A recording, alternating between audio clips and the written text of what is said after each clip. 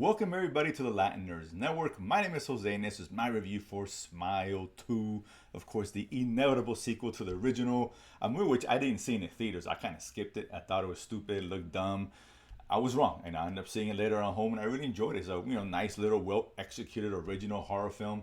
I'm glad they got a sequel. I mean, we knew that was going to happen no matter what. It was actually fairly successful, if I'm not mistaken.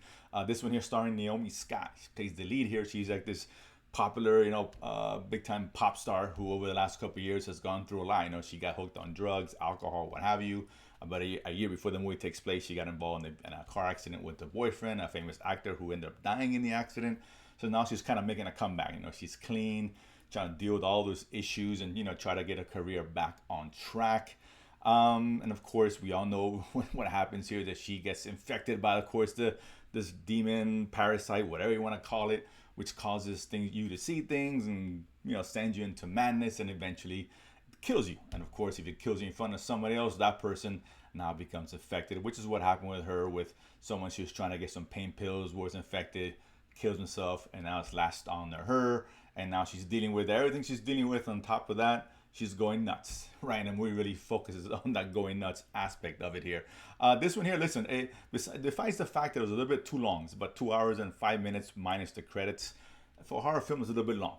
And the first hour, you kind of feel that because it is very slow paced. It is, kind of was a character study of Naomi Scott's character, right? Really getting into why she is what she is and what she's going through, the guilt and,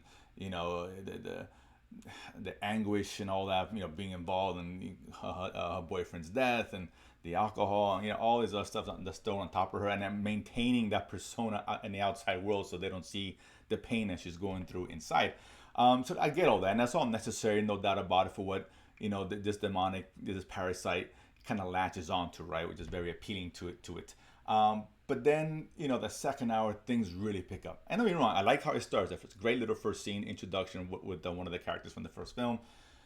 Things slow down, but then it picks up that second hour. You got a lot more. Although there are some jump scares early on here and there, some kind of creepy moments. It's not enough of, and I was kind of worried, like, what are we doing here with this film? I mean, I was still enjoying the character part of it, but I'm here to see a horror film, right? We want to get scared. We want to have that tension, all that. But that second hour or so, for the last 45 minutes, what have you, really ratchets up and you really get into it. Some really good visuals, more graphic than I thought it was going to be. And I really like the direction that this movie takes, right? And it's got a good combination of jump scares, but you really feel for this character, and it really did a good job of putting you in her shoes as she's just going nuts. And of course, no one's gonna believe her. No one understands what she's going through.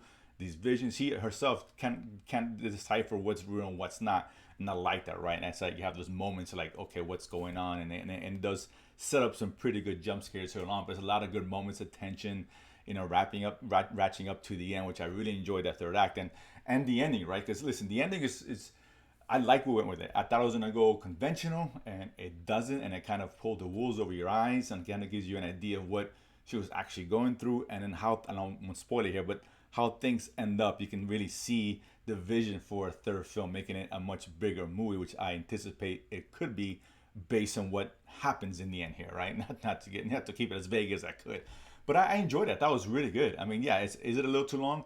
Yes, but there's enough scares there. There's more of a thriller than a pure horror film. There are some good imagery, graphic moments, of course, some interesting deaths. I like that. But just the psychological aspect of it, which the film really dug into, and like really just seeing her just descend into madness. I thought that was really cool. I was fascinated by that. Naomi Scott is great in this. Again, overall, not a fantastic film, but a really good follow, which I thought in some ways is even better than the original, doing something a little bit different and giving us a really cool ending. Which is like, oh, I like what they did there, right? And potentially leading to something bigger if there's another film to be had here. Time will tell, depending how much money this movie makes. But overall, I enjoyed it. I think if you're fans of the first one, I think you're gonna like this one. You should like this one. As an absolute recommend, no doubt about it. Halloween time, this is the kind of perfect movie around this time of year in October. Of course, obviously you want to see a horror film, whatever, a psychological thriller this time of year, and I think this one really fits the bill. So definitely, you guys check it out. Comment below, let me know what you guys think about it. And of course, if you haven't done so already, subscribe below and feed money to go to the movies and talk about it afterwards. See you guys next time.